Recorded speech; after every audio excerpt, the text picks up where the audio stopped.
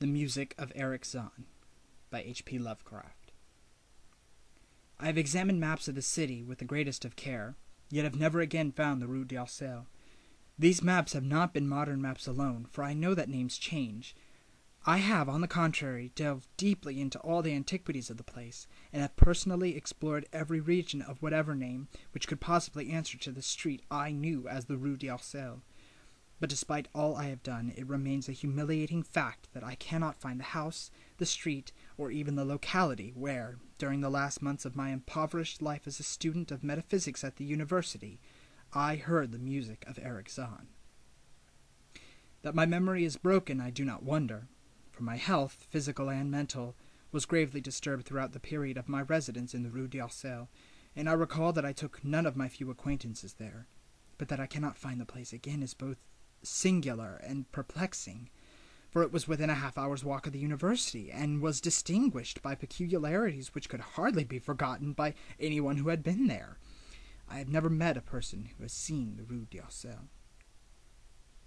The Rue d'Alcelle lay across a dark river bordered by precipitous brick-bleared windowed warehouses, and spanned by a ponderous bridge of dark stone. Shadowy along that river, as if the smoke of neighboring factories shut out the sun perpetually. The river was also odorous, with evil stenches which I have never smelled elsewhere, and which may some day help me to find it, since I should recognize them at once. Beyond the bridge was narrow cobbled streets with rails, and then came the ascent, at first gradual, but incredibly steep as the Rue d'Alcelle was reached. I have never seen another street as narrow and steep as the Rue d'Alcelle. It was also a cliff, close to all vehicles, consisting in several places of flights of steps and ending at the top of a lofty ivied wall. Its paving was irregular, sometimes stone slabs, and sometimes cobblestones, and sometimes bare earth with struggling greenish-gray vegetation. The houses were tall, peaked-roofed, incredibly old, and crazily leaning backwards and forward and sideways. Occasionally an opposite pair, both leaning forward, almost met across the street like an arch, and certainly they kept most of the light from the ground below. There were a few overhead bridges from house to house across the street. The inhabitants of that street impressed me with their peculiarity. At first I thought it was because they were all silent and reticent, but later decided it was because they were all very old. I do not know how I came to live on such a street, but I was not myself when I moved there. I had been living in many poor places, always evicted for want of money, until at last I came upon the tottering house in the Rue d'Alcelle kept by the paralytic Blandot.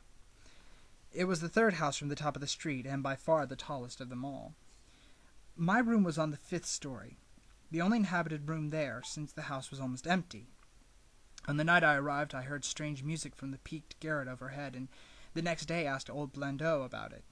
He told me it was an old German viol player, a strange, dumb man who had signed his name as Erich Zann, and who played evenings in a cheap theatre orchestra, adding that Zann's desire to play in the night after his return from the theatre was the reason he had chosen this lofty and isolated garret room, whose single-gabled window was the only point on the street from which one could look over the terminating wall at the declivity and panorama beyond.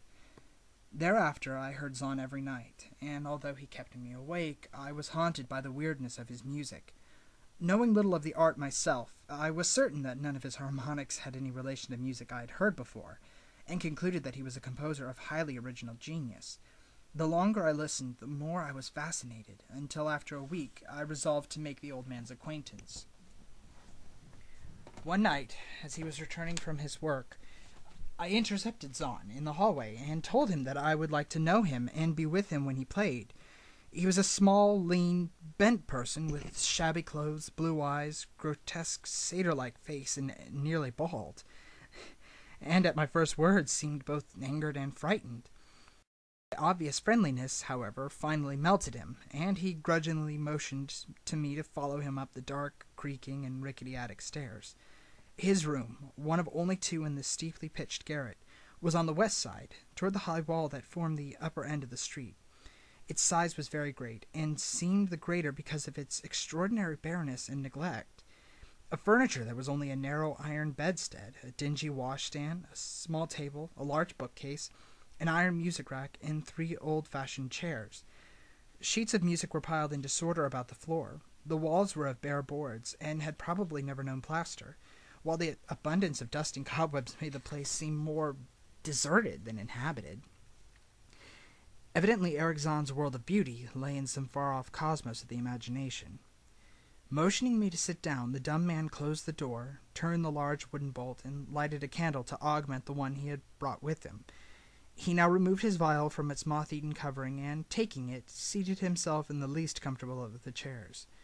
He did not employ the music rack, but, offering no choice and playing from memory, enchanted me for over an hour with strains I had never heard before, strains which must have been his own devising. To describe their exact nature is impossible for one unversed in music.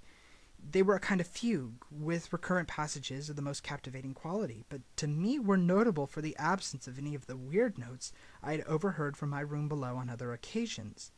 Those haunting notes I had remembered, and had often hummed and whistled inaccurately to myself, so when the player at length laid down his bow, I asked him to render some of them.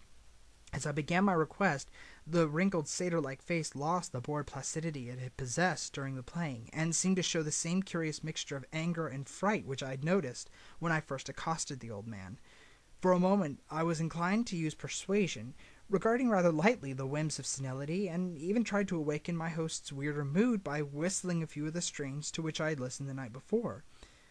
I did not pursue this course more than a moment, for when the dumb musician recognized the whistled air, his face grew suddenly distorted with an expression wholly beyond analysis, and his long, cold, bony right hand reached out to stop my mouth and silence the crude imitation.